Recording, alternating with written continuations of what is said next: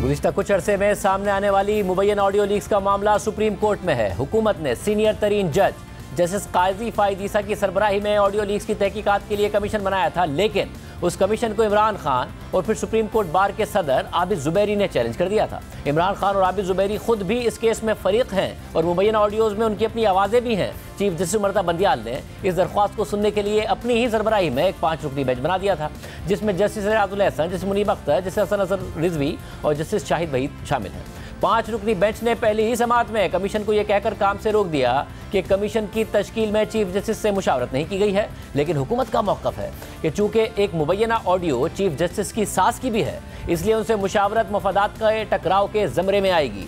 26 मई की समाअत में attorney general Mansoor Usman Awan ने चीफ जस्टिस से इस्तदा की थी कि यह मामला उनकी फैमिली से मुताल्लिक है, इसलिए वो खुद समाअत ना करें, लेकिन चीफ जस्टिस ने यह इस्तदा मुस्तरद कर दी थी। लेकिन आज वफाकी हुकूमत ने सुप्रीम कोर्ट में ऑडियो लीक्स कमीशन के खिलाफ दरख्वास्तों पर समाअत के लिए बेंच के 3 अरकान पर एतराज़ात करते हुए नया बेंच बनाने की इस्तदा कर दी है। दरख्वास्त में कहा गया है कि 26 मई को समाअत में चीफ जस्टिस पर उठाए गए एतराज़ को पजीराई नहीं दी गई। जजिस के कोड ऑफ कंडक्ट के मुताबिक चीफ जस्टिस का ऐसा मुकदमा सुनना संगीन तहफ़्फ़ुज़ात को जन्म देता है जो उनके करीबी फैमिली मेंबर से मुताल्लिक है। अरसलान इफ्तिखार केस में चीफ जस्टिस इफ्तिखार चौधरी ने एतराज़ पर खुद को बेंच से अलग कर लिया था। मुबैयन audio leak justice Ijazul Ehsan और जस्टिस मुनीब अख्तर से भी मुताल्लिक हैं। एक ऑडियो लीक इस केस में दरख्वास्त गुजार यानी आबिद जुबैरी और साबिक वज़ीर आला यानी परवेज़ इलाही की है, जिसमें साबिक CCPO गुलाम महमूद डोगर का केस डिस्कस किया जा रहा है। ये केस सुनने वाले बेंच की सरबराही जस्टिस एजाजुल एहसन कर रहे थे। दूसरी ऑडियो लीक चीफ जस्टिस की सास और एक सीनियर वकील यानी ख्वाजा तारिक रहीम की अहलिया की है,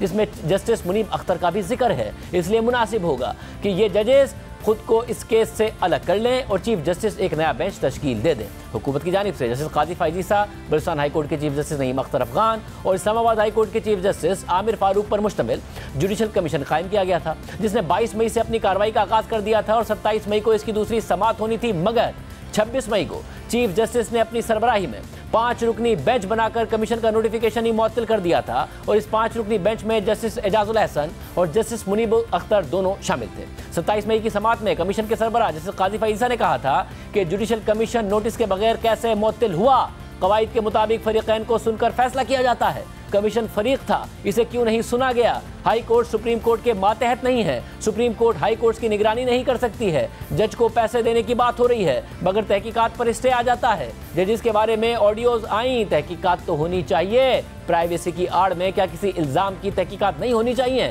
मुझे कोई मर्जी के फैसले के लिए रकम ऑफर करे तो क्या ये गुफ्तगू भी प्राइवेसी में आएगी? जैसे काजी फायद ईसा ने अटॉर्नी जनरल से मुकालमा करते हुए रिमार्क दिए थे कि आपने अदालत को बताया क्यों नहीं कि उनके एतराज़ात वाले नकात की हम पहले ही वजाहत कर चुके हैं, अभी वो स्टेज ही नहीं आई थी ना हम वो कुछ कर रहे थे। ये सब कुछ हुआ, अब कल समाअत होनी है और हुकूमत ने ये नई इस्तदा कर दी है। हमारे साथ वज़ीर कानून आज़म नज़ीर तारड़ साहब मौजूद हैं। तारड़ साहब बहुत शुक्रिया मुझे ज्वाइन करने के लिए। तारड़ साहब, अटॉर्नी जनरल ने पहले ही इस्तदा की थी, चीफ जस्टिस ने मुस्तरद कर दी थी कि चीफ जस्टिस ना बैठें। आप कह रहे हैं ना चीफ जस्टिस बैठें, ना एजाजुल एहसन बैठें, ना मुनीब अख्तर बैठें, चीफ जस्टिस एक नया बेंच बना दें। वो पहले इस्तदा मुस्तरद हो गई तो नई इस्तदा आप किस हिकमत अमली के तहत लेकर जा रहे हैं? नहीं, हिकमत अमली नहीं है शाहज़ेब साहब, बहुत शुक्रिया, आपने इंट्रो में बड़ी तफसील से बता दिया। आप और हम जितना कानून को जानते हैं, एक बड़ा बुनियादी सा असूल है कि इंसाफ सिर्फ होना नहीं चाहिए, होता हुआ नज़र आना चाहिए।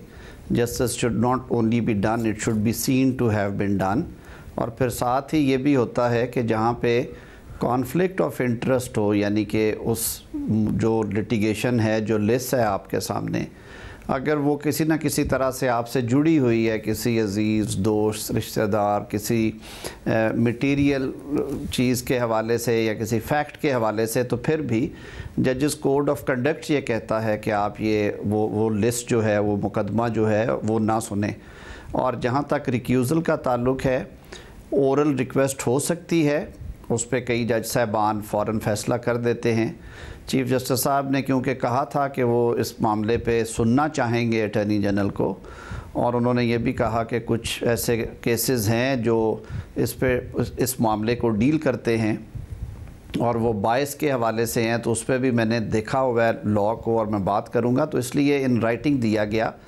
और बजा तौर पे अटॉर्नी जनरल साहब को जो हुकूमत की इंस्ट्रक्शंस थी, अगर आप वो सारा मटीरियल देखें तो उसमें ज़ाहिर है इन 2 मोअज़्ज़ज़ जज साहबान के भी नाम हैं और एक बात मैं वजाहत से करता चलूँ कि ये कमीशन बनाने का मकसद कतन ये नहीं है कि ये कोई इंज़बाती कार्रवाई है। वो तो आर्टिकल 209 में, जैसे कि कमीशन ने भी कह दिया, आर्टिकल 209 में हो सकती है। ये तो क्योंकि उंगलियां उठ रही थी और ये चीज़ें जो थी, आजकल का मॉडर्न ज़माना है शाहज़ेब साहब, ये वो दौर नहीं है जब वो सरकारी टेलीफोन होते थे और उनकी तारों को मैनेज किया जाता था। मगर तारड़ साहब, इस पर मुनीब अख्तर साहब ने कहा कि आप बड़े तरीके से सुप्रीम जुडिशल काउंसिल का जो इख्तियार है वो लेकर कमीशन को दे रहे हैं, क्योंकि जजिस के हवाले से तहकीकात का इख्तियार भी सुप्रीम जुडिशल काउंसिल ही को है। मैं अर्ज़ कर दूं जी, ये मामला जजिस के अजीज़ व अकारब के बारे में है। ये तो फिर कल को ये भी होगा कि अगर खुदा न खास्ता मैं जज हूँ और मेरे बच्चों में से किसी ने कोई जुर्म कर दिया, कोई रॉबरी कर दी, कुछ और कर लिया, कोई मोबाइल स्नैचिंग कर ली, तो फिर वो भी कहेंगे कि जी ये नहीं मामला, कहीं पे भी इसकी तहकीक नहीं हो सकती।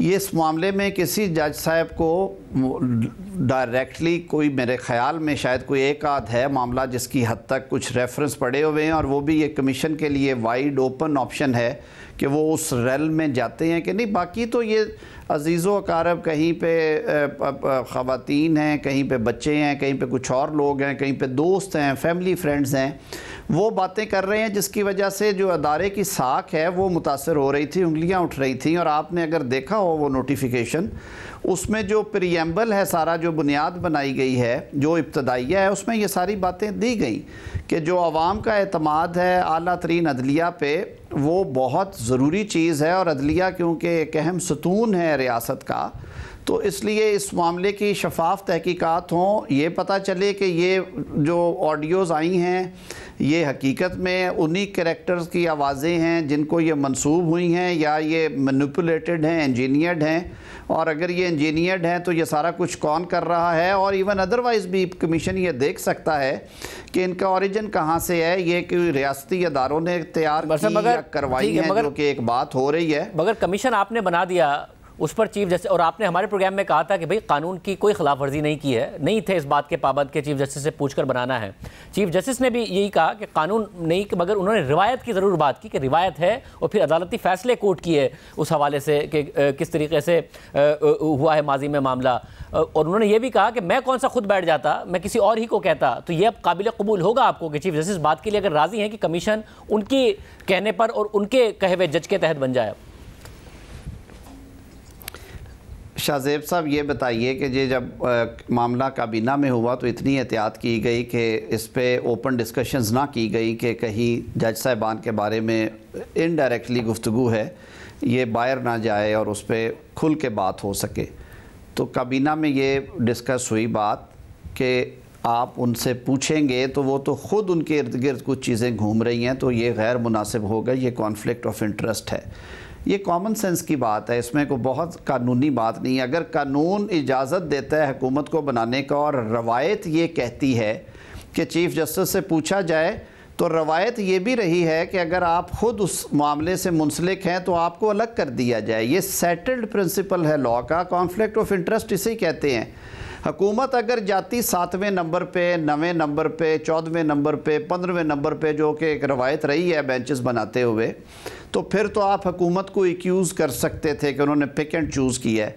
हुकूमत ने सीनियर मोस्ट जो उनके फ़ौरी बाद हैं जज साहब, और उनकी जो दयानत है, उनकी इंटेग्रिटी जो है वो सब के सामने है, उनको ये तकलीफ़ दी।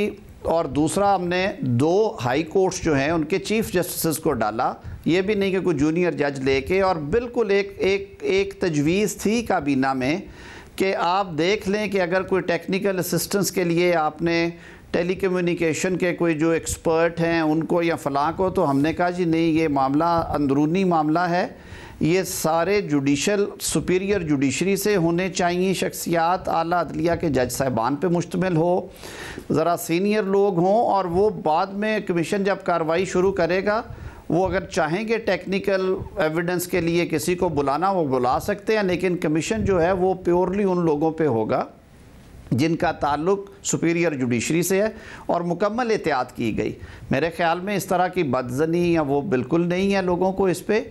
मैं ये तवक्को रखता था कि ये मामला अदालत में नहीं ले जाया जाएगा, बल्कि कमीशन को मौका दिया जाएगा कि वो TORs, और आप देख लें इतनी एहतियात के साथ TORs और उसका एक एक लफ्ज़ जो है वो लिखा गया कि उसमें कहीं पे ये शायबा भी ना आए कि ये किसी शख्सियत को मलाइन करने के लिए या किसी ख़ास मकसद के लिए किया जा रहा है। नेक नीति थी, एक सिर्फ ये थी कि हक़ाइक़ सामने आए, अगर ये गलत प्रोपेगेंडा है तो ये ख़त्म होना चाहिए और ये सिलसिला भी ख़त्म होना चाहिए। देखते हैं कि कल अदालत इस हवाले से क्या करती है। मगर एक और इशू है और वो है supreme court review of judgments and order, जो अचानक आ गया कानून।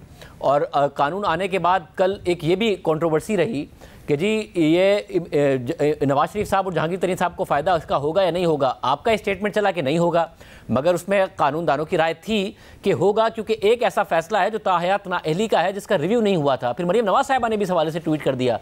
तो आप अभी भी ये कह रहे हैं कि कोई फ़ायदा नहीं होगा दोनों को? नहीं, अच्छा किया आपने पूछ लिया, मुझे वजाहत का मौका मिल गया है। आपने देखा होगा ये मेरा कहीं पे इंटरव्यू नहीं था, मुझे टेलीफोन लाइन पे लिया कुछ जर्नलिस्ट हैं हमारे सीनियर, 2 साहब, उन्होंने मुझसे मशवरा पूछा, मेरी राय पूछी। तो उन्होंने कहा कि ये कानून फिर देखें जी मियां नवाज शरीफ साहब और जहांगीर तरीन साहब को फ़ायदा देने के लिए कहा जा रहा है। मैंने कहा पहली बात तो ये है कि कवानीन जो हैं वो पोस्टेरिटी के लिए बनते हैं। दर्जनों सैकड़ों लोग हैं जो मुतासर हुए हैं माजी में 184(3) की कार्रवाई से सुओ मोटो और ओरिजिनल जुरिस्डिक्शन में, और उनको कोई राइट ऑफ अपील नहीं था। अगर हमने बनाया तो वो स्टे की नज़र हो गया। रिव्यू की क्योंकि बड़ी ही महदूद सी ग्राउंड्स होती हैं तो मुनासिब समझा पार्लिमान ने। ये प्राइवेट मेंबर बिल था। शिज़ा फातिमा ख्वाजा बहुत मेहनती MNA है, हमारी लम्स में पढ़ाती भी रही हैं। उन्होंने ये तैयार करके जब पार्लियामेंट के सामने रखा तो फिर उसके गुफ्तो शनीद हुई, बहस हुई और इसको सपोर्ट किया गया। फिर ये सेनेट में भी इसी तरह डिबेट हुआ। तो मैंने उन्हें कहा कि ये बात आपकी इस हद तक दुरुस्त नहीं है, ये सब के लिए है। और मियां साहब और जहांगीर तरीन साहब के जो 2 ओरिजिनल केसेस हैं, यानी पैनामा वाला केस और जहांगीर तरीन साहब का जो मुकदमा था जो उनके बाबत आया था, उनकी कंपनीज और वो इन्वेस्टमेंट के बारे में, उस पे तो रिव्यूज़ की ऑप्शंस हो गई। लेकिन मैंने कहा कि एक बहुत बड़ा और एक एवेन्यू है जो मियां नवाज शरीफ साहब के और जहांगीर तरीन साहब के केसेस में ताहयात नाअहली की जजमेंट है, उस पर रिव्यू नहीं गया। और दूसरा जो कायद मुस्लिम लीग नून मियां मोहम्मद नवाज शरीफ साहब को पार्टी सदारत से हटाने का जो फैसला सादर किया गया था, उस पर भी रिव्यू की ऑप्शन जो है वो उस वक्त एक्सरसाइज नहीं हुई थी।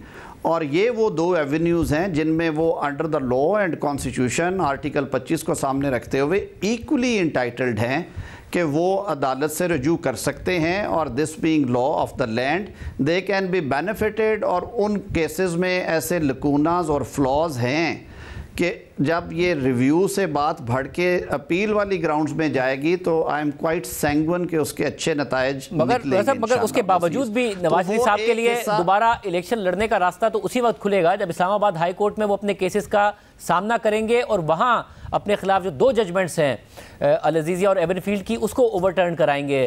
तो ये उसी वक्त खुलेगा, सिर्फ इस वजह से नहीं खुल जाएगा अगर ये रिवर्स भी हो जाए अपील में तो। जी बिल्कुल बजा फरमाते हैं। और ये सारी चीज़ें जो हैं ये मशरूत हैं उनके इस फैसले से कि वो कब अदालत से रजू करते हैं और किस स्टेज के ऊपर करते हैं। वो साइमल्टेनियसली भी कर सकते हैं और वो वन आफ्टर अनदर भी। ये वो टाइम लाइन्स के बात ज़रूर है कि वो क्योंकि कानून राइज होने के 60 रोज़ के अंदर है और दूसरी साइड पे वो वेन एवर ही रीचेज़ बैक और वो ज्वाइन करते हैं प्रोसीडिंग्स। लेकिन ये बिल्कुल रूम मौजूद है। वो कल मेरे ख्याल में जल्दी में जब खबर चलाने की वजह से मगर जो पहले 2 हेडलाइंस या टिकर्स थे वो चलते रहे और बाद वाली बात नहीं सामने आई। मगर डॉक्टर साहब ये बात ज़रा समझ में नहीं आ रही है कि ज़ाहिर है ये बात रिपोर्ट होती रही कि किस तरीके से सेनेट से पास हुआ, किस तरीके से कौमी असेंबली से हुआ, फिर सदर साहब के पास गया। और सदर साहब जो आप लोगों की तकरीबन तमाम ही कानून साजी पर रेजिस्ट करते रहे हैं, अचानक उन्होंने इस पर दस्तखत कर दिए। वो मामला फिर अटॉर्नी जनरल जजिस के सामने लेके जाते हैं, जजिस ने भी कोई एतराज़ नहीं किया, कोई पटिशन भी नहीं गई। ये सब अचानक हुआ या कुछ ना कुछ था? क्योंकि कल तहरीक इंसाफ के वकील अली ज़फ़र भी नहीं आए। ये अजीब सी कुछ बात लग रही है। नहीं, कोई ऐसी बात नहीं है। एक तो ये है कि अगर कहीं पे बात कल मैंने सुनी है कि उन्होंने कहा कि ये अचानक आ गया, अचानक तो नहीं है। आपको याद होगा ये नेशनल असम्बली में भी डिबेट हुआ था, मैंने बल्कि इस पर सारा एक्सप्लेन किया था। मोहसिन लगारी साहब ने इस पर एतराज़ किया था। वो जो आइटम 55 जो है शेड्यूल में कॉन्स्टिट्यूशन के कि सुप्रीम कोर्ट के, मैंने कहा ये एनलार्जमेंट ऑफ जुरिस्डिक्शन है जो कि हो रही है। सुप्रीम कोर्ट की जुरिस्डिक्शन करटेल नहीं हो रही, बढ़ाई जा रही है। और आर्टिकल 188 जो है वो शुरू ही यहाँ से होता है कि subject to law made by parliament and rules made by supreme court, the supreme court of Pakistan may review its judgment, और सारा कुछ उसमें।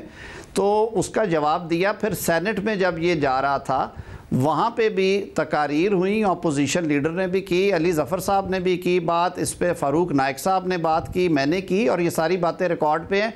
अचानक इसलिए लगा कि ये शायद पहला मौका है कि सदर मुमलिकत ने कोई इस तरह की कानून साजी 4-5 रोज़ पहले ही उनके पास गया था। सेनेट में मेरे ख्याल में ये पैसेज के बाद कोई 8-10 दिन सेक्रेटेरिएट में प्रिंटिंग में पड़ा रहा। कई दफ़ा होता है कि अगर वो बहुत क्विक नहीं हो रहा उस पर सारा, क्योंकि सेशन ऑफ हो गया था उसके बाद, तो ये सदर साहब ने जब असेंट किया तो ये नोटिफाई हो गया मंडे मॉर्निंग को, इसलिए अचानक लगा, वरना तो वो हर दफ़ा वापस भेजते हैं। खुद भी हैरान हुए में जाता है, तो आप खुद भी हैरान हुए कि सदर साहब ने कैसे चंद दिन में कर दिया।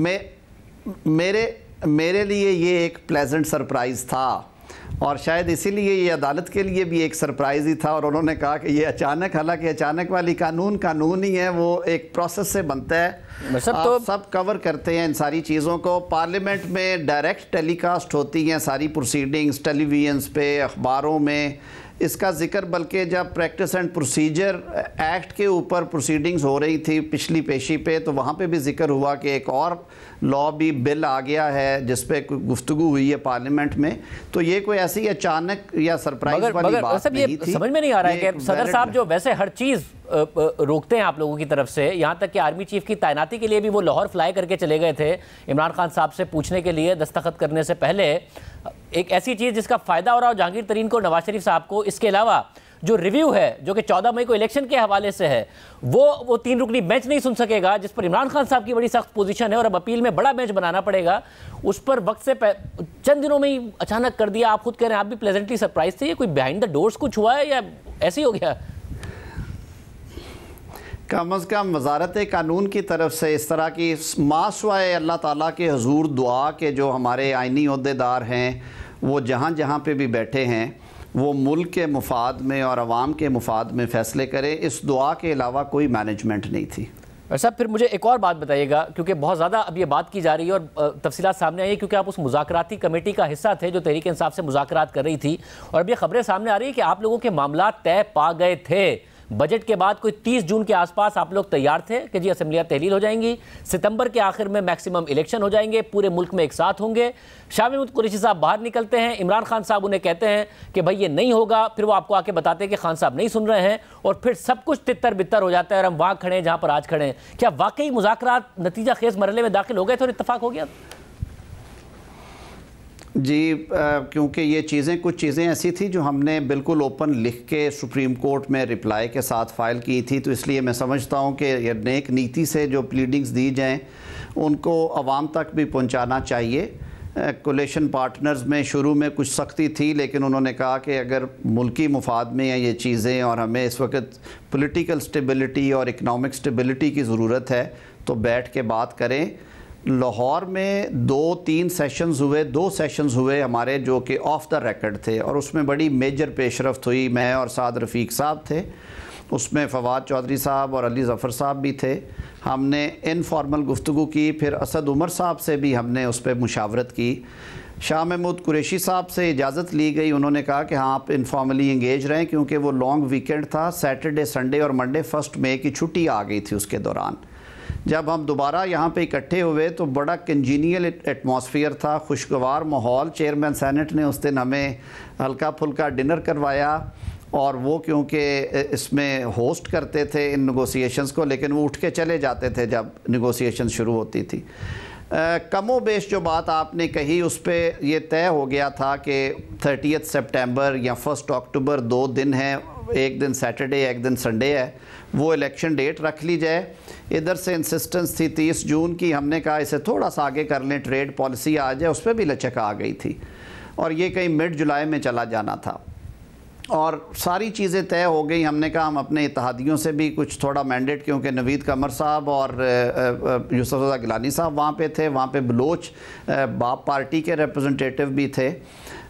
ये सारा सामने रखते हुए हमने कहा कि वो 2 असम्बलीज़ और नेशनल असम्बली डिज़ोल्व हो जाएगी और हम इकट्ठा इलेक्शन करवाएंगे 30 और 1 के दरमियान, 2 दिनों में से एक दिन पे। फिर फ़ोन करने के बाद जब वापस आए तो वो परेशान थे। उन्होंने कहा कि वाकई तजवीज़ तो अच्छी थी, लेकिन जो पार्टी चेयरमैन हैं वो कहते हैं कि आप फिल फॉर अगर तहलील करेंगे तो वो बात ये मानेंगे, अदरवाइज़ नहीं। तो हमने कहा भाई हम 4-6 दिन से बैठ के ये सारी डेट्स क्यों तय कर रहे थे? अगर ये मामला जो है ये इसी बात पे मुंतविज होना था तो उनकी शुरू में तो अशीर बात थी और उन्होंने ज़ाहिर है अलाउ किया अपने लोगों को, तो वो निगोसिएशंस में बैठे, उनको पूरा इख्तियार और अथॉरिटी भी दी गई कि आप ये इस मैंडेट में रहते हुए बात कर सकते हैं और इकट्ठे इलेक्शन सारों के भले में थे। पाकिस्तान तहरीक इंसाफ के अपने जो MPAs और MNAs दोनों परेशान थे कि ये अलग अलग इलेक्शंस कैसे होंगे, लेकिन अनफॉर्चुनेटली जो एंड था वो अच्छा नहीं हुआ। आपको याद होगा कि इसी वजह से हमने भी और PTI की टीम ने भी, शाह महमूद कुरैशी साहब ने और फवाद चौधरी साहब ने भी कहा कि हम तकलीफ़ के साथ ये बात कह रहे हैं कि नतीजा खेज़ नहीं हुए, लेकिन ये इसका मतलब ये नहीं है कि ये हमेशा के लिए ख़त्म हो गए हैं। मुज़ाकरात की ऑप्शन ओपन रहती है। हमने बहुत सॉफ्ट बयान दिया था इसहाक डार साहब ने, और उन्होंने कहा था कि हमें उम्मीद है ये दोबारा शुरू हो सकते हैं, लेकिन उसके बाद फिर इतनी ज़्यादा गोलाबारी हुई और कोर्ट में भी आके कैटेगोरिकली कह दिया गया कि अब कोई चांस नहीं है। सब तो उसके बाद फिर जब ये बात हुई जो आप बता रहे हैं कि बात अंडरस्टैंडिंग हो गई, शाह महमूद कुरैशी साहब ने भी कहा कि अच्छी तजवीज़ है, फवाद चौधरी साहब भी वहाँ मौजूद थे। फिर शाह महमूद कुरैशी साहब गए, इमरान खान साहब से बात करके आए तो उन्होंने कहा वो मानने को तैयार नहीं है। वो खुद भी मायूस थे इस बात पर कि इमरान खान साहब नहीं मान रहे हैं, वरना 30 सितंबर या 1 अक्टूबर के इलेक्शन की अग्रीमेंट हो गई थी आप लोगों की। जी बिल्कुल ऐसे है, और वो सारे गए थे जी, शाह महमूद साहब नहीं थे गए, उनकी टीम के तीनों अरकान जो हैं सेनेटर अली ज़फ़र साहब, फवाद चौधरी साहब और शाह महमूद साहब, दे टुक 10 मिनट्स 15 मिनट्स ब्रेक। हम लोग कमरे में रहे, बाहर टेरेस था सेनेट की बिल्डिंग में, टेरेस पे जाके उन्होंने फ़ोन कॉल्स की और वापस आके उन्होंने फिर हमें बताया कि ये मामलात नहीं हो सके। और ये चीज़ें मैं इसलिए कह रहा हूँ कि इनमें से बहुत सारी चीज़ें जो हैं वो कोर्ट में जब रिप्लाई फ़ाइल किया गया था तो तकरीबन इन्हीं लफ्ज़ों में उसमें बयान की गई, कुछ बातें वैसे भी आ गई थी मीडिया पे, और मैं समझता हूँ ये एक बहुत अच्छा मौका था पाकिस्तान के लिए। ये मौका बहुत अच्छा था कि इस मुल्क को दोबारा एक ऐसा माहौल मिल रहा था जिसमें सियासी मैं कहूँगा कंसेंसस आ रहा था और उसकी वजह से हालात शायद बहुत मुस्बत समत में चल पड़ते, लेकिन चेयरमैन साहब का मेरे ख़्याल में अपनी असेसमेंट थी और कई डिसीजंस होते हैं। हालांकि उन्होंने ख़ुद माजी में ऐसे फ़ैसले किए जिनकी वजह से सियासी तौर पे उन्हें पछताना पड़ा, जिसमें कौमी असम्बली से निकल जाना और सूबाई असम्बलियाँ जो कि स्मूथ चल रही थी उनकी दोनों, उनको तहलील करना। बाहर कैफ ये सियासत के खेल हैं, इसमें आपसे गलतियाँ होती हैं और वो गलतियाँ आपको बहुत महंगी भी पड़ती हैं। बहुत शुक्रिया वज़ीर कानून की राय आपने सुनी, अहम डेवलपमेंट थी, ये एक मौका था। तहरीक इंसाफ के अपने ज़राए भी बताते हैं कि कंसेंसस हो गया था मगर उसके बाद ये सब कुछ हुआ। प्रोग्राम में शामिल करते हैं।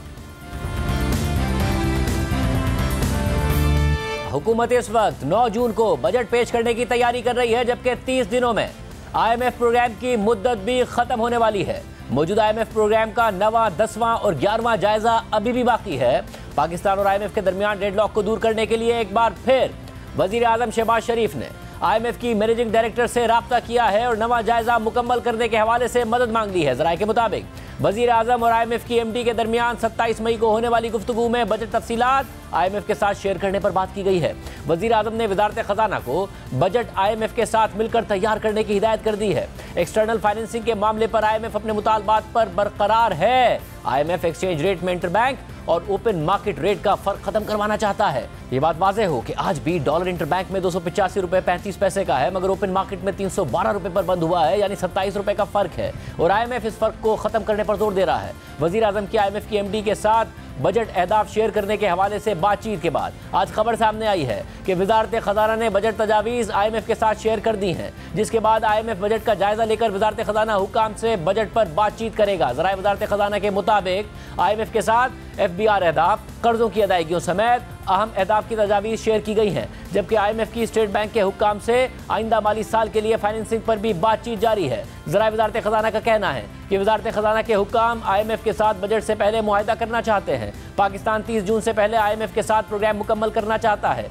मौजूदा प्रोग्राम मुकम्मल होते ही पाकिस्तान अगले प्रोग्राम के लिए मुज़ाकरात चाहता है। ज़राए वजारत खजाना का मजीद कहना है कि पाकिस्तान चाहता है कि स्टाफ लेवल मुआहदा मंजूरी के लिए फौरी IMF एग्जीक्यूटिव बोर्ड को भेजा जाए। स्टाफ लेवल मुआहदा मुकम्मल होते ही 10वें और 11वें जायजे के लिए मुज़ाकरात शुरू करने की तजवीज़ भी दी गई है। ज़राए वजारत खजाना का कहना है कि IMF से मुज़ाकरात बहुत अच्छे होते हैं, मगर ख़तो किताबत के वक्त IMF का रवैया बदल जाता है। यहाँ पेशरफ्त हो रही है क्योंकि गुज़िश्ता कुछ अरसे से क़यासराइयाँ जारी थी कि हुकूमत ने अब IMF प्रोग्राम बहाली के लिए कोशिशें और उम्मीदें दोनों ही छोड़ दी हैं। लेकिन अब वजारत खजाना के अलावा IMF के पाकिस्तान में मिशन चीफ नेथन पोर्टर ने भी वाज़ेह कर दिया है कि पाकिस्तान के साथ अगले बजट पर बातचीत जारी है। IMF के पाकिस्तान में मिशन चीफ नेथन पोर्टर के मुताबिक IMF बोर्ड के इजलास के लिए पाकिस्तानी हुक्काम के साथ राब्ते में है। IMF प्रोग्राम की मुद्दत जून के आखिर में ख़त्म हो रही है। पाकिस्तानी हुक्काम से बातचीत में अगले माली साल के बजट पर तवज्जो रखी जाएगी। प्रोग्राम के अहदाफ और मुनासिब फाइनेंसिंग के इंतजामात पर भी बातचीत जारी है। सियासी पेशरफ्त का नोटिस लेते हैं,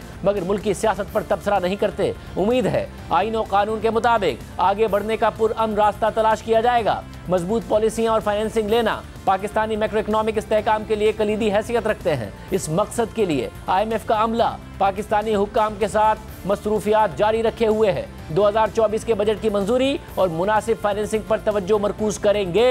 इक्तिसादी और मालियाती चैलेंजेस पर काबू पाने के लिए मुस्तकिल पॉलिसी कोशिशों और इस्लाहात ज़रूरी होंगी। गुज़िश्ता कुछ अरसे से वजारत खजाना की जानिब से ये तासुर दिया जा रहा था कि पाकिस्तान ने IMF की तमाम शराइत पूरी कर दी हैं, लेकिन IMF का पाकिस्तान के साथ सख्त और मुतासिबाना रवैया नवे जायजे की तकमील और IMF की जानिब से 1.1 अरब डॉलर्स की कर्ज बहाली में रुकावट बना हुआ है। मगर IMF हुक्काम की जानिब से इससे बरक्स तासुर दिया जाता रहा, जबकि दूसरी जानिब इस वक्त खदशा जाहिर किया जा रहा है कि अगर मुआशी और सियासी बहरान मजीद बिगड़ा तो पाकिस्तान में खुराक का शदीद अदम तहफ़्फ़ुज़ आइंदा महीनों में मजीद बढ़ने का खदशा है। जबकि अक़वाम मुत्तहिदा ने भी खबरदार कर दिया है कि सितंबर और दिसंबर के दरमियान 85 लाख से ज़्यादा अफराद को शदीद ग़िज़ाई अदम तहफ़्फ़ुज़ का सामना करना पड़ सकता है। अक़वाम मुत्तहिदा ने खबरदार किया है कि मुआशी सुस्त रवी के दौरान बढ़ते अवामी कर्ज़ों से पाकिस्तान में जारी मालियाती बहरान मज़ीद गहरा हो गया है। बढ़ता सियासी अदम इस्तेहकाम और पसमानदा इस्लाहात IMF की जानिब से रकम के इजरा और दो तरफा शराकत दारों की इजाफी मदद रोकने का बाइस बन रही हैं। पाकिस्तान को अप्रैल 2023 से जून 2026 के 3 सालों में 77.5 अरब डॉलर्स कर्ज वापस करना है, जो 350 अरब डॉलर्स के GDP के साइज के हिसाब से बहुत ज़्यादा है। सियासी और मुआशी बहरान में अक्टूबर 2023 के इलेक्शन से पहले मजीद इजाफे का खदशा है और गिरती हुई करेंसी और गिरते हुए ज़र मुबादला के ज़खायर की वजह से पाकिस्तान की ज़रूरी अशिया दरामद करने की सलाहियत भी बुरी तरह मुतासिर हो रही है, जिसकी वजह से खाने पीने की अशिया की कीमतों में मजीद इजाफा हो रहा है और सैलाब की तबाहकारियों से पैदा होने वाली सूरत हाल मजीद ख़राब हो गई है। क्या इस हवाले से प्रोग्राम बहाल होगा? हालात बेहतर हो सकते हैं। सहाफ़ी शहबाज राना हमारे साथ मौजूद हैं, साबिक वज़ीर ख़ज़ाना मिफ्ता इस्माइल हमारे साथ मौजूद हैं। शहबाज राना, पहले आपसे ये बताइएगा, आपकी आज स्टोरी भी है जिसमें आप भी बता रहे हैं कि 3 और 6 अरब डॉलर्स पर अभी भी अदम इत्तेफाक बरकरार है। इसके अलावा जो करंट अकाउंट खसारा है वो भी IMF मानने को तैयार नहीं है कि 4-4.5 अरब डॉलर्स का होगा, जो कि वज़ारत ख़ज़ाना कह रही है। मगर ये बातचीत हुई है, क्या कुछ मज़बूत पेशरफ्त हो रही है बजट अहदाफ शेयर करने के हवाले से, बजट IMF के मुताबिक आने के हवाले से और नवा जायज़ा बहाल होने के हवाले से? जी बिस्मिल्लाहिर्रहमानिर्रहीम। जो एक पॉजिटिव डेवलपमेंट है वो तो यही है कि वज़ीर-ए-आज़म पाकिस्तान ने रब्ता किया है IMF की मैनेजिंग डायरेक्टर के साथ, और वहाँ पे जो बात हुई है वो तो यही हुई है कि जो हुकूमत पाकिस्तान है वो बजट शेयर कर देगी। इससे पहले जो वज़ारत ख़ज़ाना की पोजीशन ये थी कि चूँकि जो 9वां रिव्यू है जुलाई सितंबर 2022 के पीरियड का है और इसका कोई अगले साल के माली साल के बजट से कुछ लेना देना नहीं है, तो हम बजट जो है वो नहीं शेयर करेंगे। यही वजह थी कि कल तक भी IMF के साथ जो है वो बजट शेयर नहीं किया गया था। तो ये एक डेवलपमेंट तो है, आप इसको इस कॉन्टेक्स्ट में तो कह सकते हैं कि जहाँ पे बिल्कुल एक होप ख़त्म हो गई थी कि प्रोग्राम रिवाइव हो सकता है या नहीं हो सकता है, उसमें तो बिल्कुल आ गया था कि जब शायद प्रोग्राम रिवाइव ना हो। अब ये सूरत हाल है, कल की जो एक टेलीफोनिक कन्वर्सेशन हुई है प्राइम मिनिस्टर साहब की ऑन सैटरडे, उसके बाद अब ये पोजीशन है कि नंबर शेयर किए जाएंगे और उसके बाद ना सिर्फ IMF उन नंबर्स को देखेगा, परखेगा, उसके बाद वो इस चीज़ को भी देखेगा कि क्या यही बजट जो है वो वज़ीर ख़जाना इसहाक़ डार साहब 9 जून को नेशनल असम्बली में पेश करते हैं। और जब इन चीज़ों के ऊपर IMF मुतमिन हो जाएगा, नंबर 1 कि ये जो बजट है उसका जो प्राइमरी बजट सरप्लस जनरेट करने का हदफ है वो वही है जो IMF ने कहा है। नंबर 2 सब्सिडीज़ भी उस तरह ही हैं जिस तरह IMF चाहता है। नंबर 3 बाकी जो एक्सपेंडिचर्स हैं, सैलरीज है, पेंशनस हैं, वो भी उसी तरीके से जो IMF चाहता है। तो उसके बाद ही फिर कोई स्टाफ लेवल एग्रीमेंट की सूरत हाल बनती है। याद रखिए स्टाफ लेवल एग्रीमेंट 9वें रिव्यू का है, $1.2 अरब का है। इसके बावजूद भी जब ये 30 जून को प्रोग्राम ख़त्म होगा, अगर ये हो भी जाता है तो फिर भी हम ये इस दफ़ा ये एक कामयाबी के साथ प्रोग्राम मुकम्मल नहीं कर पाएंगे। हमारा फिर भी कोई $1.4 अरब बाकी रह जाएगा आउट ऑफ $6.5 बिलियन। और शहबाज जो एक मुसलसल कंसर्न रहा IMF के साथ वो था $3 और $6 अरब का फ़र्क। $3 अरब मुत्तहिदा अरब अमारात और सऊदी अरब की तरफ से आ गई थी एश्योरेंस, उसके बावजूद IMF कह रहा था $6 अरब करें। अगर बजट पर इत्तफाक हो गया तो क्या उस वाले मामले पर भी कुछ ना कुछ नरमी IMF की तरफ से दिखाई जाएगी? हमने कोई इंतजाम कर लिया है? देखिए मैं तो पहले दिन से इस बात को कह रहा था कि हुकूमत पाकिस्तान का ये दावा कि हमने एक्सटर्नल फाइनेंसिंग का इंतज़ाम कर लिया है ये दुरुस्त नहीं है। ये दावा कहाँ से किया जाता है? प्राइम मिनिस्टर ऑफ पाकिस्तान भी ये बात कह रहे थे कि हमने तमाम शराइत पूरी कर दी हैं। वज़ीर ख़ज़ाना इसहाक़ डार साहब भी ये बात कह रहे थे हमने तमाम शराइत पूरी कर दी हैं। उसके बाद ना सिर्फ ये जुलाई दिसंबर के लिए भी IMF की तरफ से $2 अरब एडिशनल की डिमांड आ गई थी। ऑल्दो उन्होंने इस चीज़ को क्लैरिफाई करने की कोशिश की, बट हमारे पास अपने ज़राए थे जो इस चीज़ को हमारे तस्दीक कर रहे थे कि $2 बिलियन की एडिशनल डिमांड आई है। क्या IMF अब $6 अरब जो उन्होंने 30 जून के लिए कहा था उसको वो कम करेगा? मे भी वो कर दे टू द एक्सटेंट कि हमारा जो करंट अकाउंट का खसारा है वो जो हम अभी भी कह रहे हैं कि $4.5 अरब की अब हम पाकिस्तान बात करें शायद $4.5 अरब का होगा। IMF पहले $6 अरब का कह रहा था। तो अगर किसी नंबर पे एग्रीमेंट हो जाता है, मई का जो करंट अकाउंट का नंबर आएगा उसको सामने रखते हुए, तो शायद इसमें कुछ कमी कर दिया। लेकिन ये बात ध्यान में रखें कि आज भी हमारा जो आपका जो फॉरेन एक्सचेंज रिजर्व है स्टेट बैंक ऑफ पाकिस्तान के पास वो तो सिर्फ $4.1 अरब है। वो तो बिल्कुल एक क्रिटिकल जगह के ऊपर खड़ा हुआ है। अब तीसरी चीज़ जो ज़्यादा इंपॉर्टेंट अब होती जा रही है, आपने भी जिक्र फरमाया कि $285 का $1 इंटरबैंक में है, 312 से लेकर $316 उसकी प्राइस ओपन मार्केट में है। तो ये जो गैप है 27 से $30 फी डॉलर, इसको IMF ऐसे देखता है जैसे पाकिस्तान करेंसी को मैनिपुलेट करने की कोशिश कर रहा है। कुछ इनविजिबल हैंड्स हैं स्टेट बैंक ऑफ पाकिस्तान में जो प्रेशराइज करते हैं और जो रुपए की कदर उसको मसनूई तरीके से कंट्रोल करते हैं। तो सिर्फ एक बजट नहीं है, और बजट भी सिर्फ बजट नहीं है, बजट के अंदर बेइंतहा चीज़ें हैं।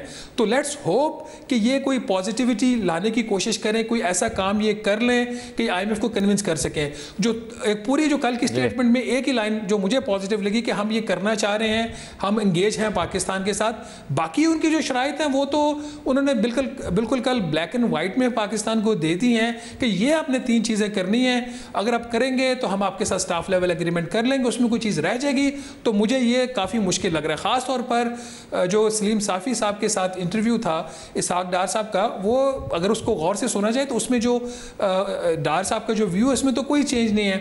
वो आज भी स्टेट बैंक ऑफ पाकिस्तान की इकॉनमी के ऊपर उन्होंने सवालात उठाए हैं। आज भी वो कह रहे हैं कि मेरे रुपए की जो वैल्यू वो $244 है। तो ये चीज़ें IMF नोट करता है। इसका मतलब इनके दरमियान गैप्स हैं, बावजूद इसके कि वज़ीर आज़म की और MD की बात हुई है। बहुत शुक्रिया। साबिक वज़ीर ख़ज़ाना मिस्टर इस्माइल साहब हमारे साथ मौजूद होंगे एक ब्रेक के बाद। दोबारा खुशामदीद नाज़रीन। IMF की तरफ से जो स्टेटमेंट आया है, इसके अलावा जो वज़ीर आज़म की बात हुई उनके MD से, क्या इसको मस्बत इशारा समझा जाए? साबिक वज़ीर ख़ज़ाना मिस्टर इस्माइल साहब हमारे साथ मौजूद हैं। मिस्टर इस्माइल साहब बहुत शुक्रिया। ज़र जो शराइत हैं उस सब की बात कर रहा है IMF कि आपने मुनासिब फाइनेंसिंग का इंतजाम करना है, जो कि वो $6 अरब कह रहे थे शुरू में। करेंसी का फ़र्क फिर हो गया है, कोई $27 का, $285 और $312 का, वो कह रहे हैं इसको ख़त्म करना है। तो मगर बजट शेयर करने की भी बात है। फिर खबर आ रही है कि वज़ारत ख़ज़ाना ने बजट शेयर भी कर लिया है। तो कुछ लग रहा है आपको कि जो एक अचानक माहौल पैदा हो गया था कि जी नहीं हो रहा है IMF का प्रोग्राम, इसमें कुछ ना कुछ है कि शायद हो जाए? जो वज़ीर आज़म साहब की बात हुई है IMF मैनेजिंग डायरेक्टर से वीकेंड में, हफ्ते के दिन गालिबन, उससे ये मेरे ख्याल से उसके रिएक्शन में ये आया है कि हम अभी भी तैयार हैं अगर आप ये चीज़ें कर लें। अगर आप $6 बिलियन ले आते हैं, अगले साल का बजट इत्मीनान बख्श दे देते हैं, और ये जो वापस आप जो फ़र्क आ गया है करेंसी मार्केट्स के, और क्योंकि आपने इंपोर्ट के ऊपर बहुत ज़्यादा कदमन लगाई हुई है, उस फ़र्क को दूर कर लेते हैं, तीनों चीज़ों को कर लेते हैं, तो फिर हम तैयार हैं। तो ये वही बात को फिर से रीट्रेट करना है कि हम आज भी तैयार हैं, लेकिन ज़ाहिर है कि वक्त कम है। तो जो बैरूनी फाइनेंसिंग का मसला था, उसमें ज़ाहिर IMF ये भी नहीं मान रहा था कि हमारा करंट अकाउंट खसारा इस साल $4-4.5 अरब होगा, उनका था कि इससे ज़्यादा होगा, मगर अब लग रहा है कि इतना ही होगा। तो उसमें बैरूनी फाइनेंसिंग की रिक्वायरमेंट वो कम कर सकते हैं, या आपके ख्याल में वो $6 अरब पर ही कायम रहेंगे, क्योंकि हमें $3 अरब का शॉर्टफॉल है, उसमें कहाँ से इंतजाम होगा? देखिए, अगले साल मिसाल के तौर पर पाकिस्तान को $35 अरब IMF के बकौल ज़रूरत है, जिसमें से $9 अरब का उन्होंने तखमीना लगाया था कि करंट अकाउंट डेफिसिट होगा। हम अस्यूम कर लेते हैं कि करंट अकाउंट डेफिसिट 0 होगा पूरे साल में, तो इसके बाद भी हमको $25 अरब की ज़रूरत पड़ेगी, 24-25 अरब की। वो पैसे बग़ैर IMF के इंतज़ाम करना तकरीबन नामुमकिन है। और IMF जब ये कह रहा है कि 6 बिलियन हमको चाहिए, तो वो अब ये देख रहा है कि आगे 2-3 महीने, 4 महीने, 6 महीने आपको ये पैसों की ज़रूरत होगी, क्योंकि IMF की रिक्वायरमेंट ये भी है कि अगर आप एक्सचेंज रेट का डिफरेंस ख़त्म करते हैं, इसका मतलब है कि आप इंपोर्ट को खोलेंगे। आप इंपोर्ट को खोलेंगे, यहाँ पे लार्ज स्केल मैन्युफैक्चरिंग चलेगी, दीगर मैन्युफैक्चरिंग चलेगी, इंपोर्ट बढ़ेगी, तो ज़ाहिर करंट अकाउंट डेफिसिट पे भी जोर आएगा। तो ये जो 285-312 का फ़र्क है आपके ख्याल में, उसके बगैर अब ये नहीं होने वाला है कि इंटर बैंक में भी रुपए को छोड़ना पड़ेगा, डॉलर को फ्री छोड़ना पड़ेगा? मेरे ख्याल से। और आपको लग रहा है अभी मैनेज हुआ है? देखें, कुछ दिनों पहले एक दिन 300 गया था, फिर वापस 285 हो गया था। और मैंने जिस तरह भी आप समझ लीजिए ना कि अगर आप LCO की रिक्वायरमेंट्स को कम कर देते हैं, LCO को आप बहुत रोक देते हैं, तो फ़र्क आ जाता है। थोड़ा बहुत IMF दरगुजर करता है, लेकिन अगर ये कंसिस्टेंट पॉलिसी होती है तो फिर IMF के लिए करना मुश्किल हो जाता है। IMF ने कहा कि सियासी पेशरफ्त का नोटिस लेते हैं, मगर मुल्की सियासत पर तबसरा नहीं करते। उम्मीद है आईन और कानून के मुताबिक आगे बढ़ने का पुरअमन रास्ता तलाश किया जाएगा। किस तरह रीड करें इस स्टेटमेंट को, क्या कह रहा है IMF यहाँ? मैं ये समझता हूँ कि IMF सोच रहा है कि थोड़ी सी कशीदगी कम होगी तो इनके लिए आसानी हो जाएगी पाकिस्तान को पैसे देने में।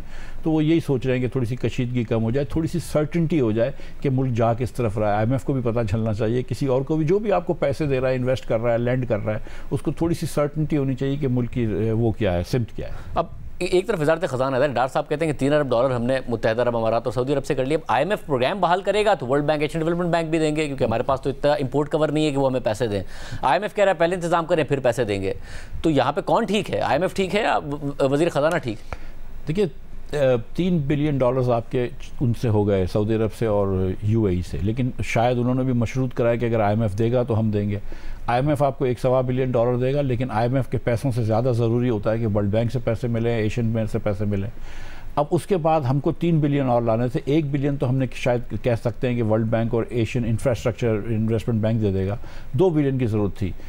मेरे ख्याल से मगरबी ममालिक का ये सोच थी कि ये चाइना को 2 बिलियन देने चाहिए पाकिस्तान को, और वो चाइना ने नहीं दिए। पाकिस्तान ने कोशिश करी। पाकिस्तान का ये मौक़िफ़ था कि अगर आप SLA साइन करते हैं तो हम बोर्ड मीटिंग से पहले ये ला देंगे।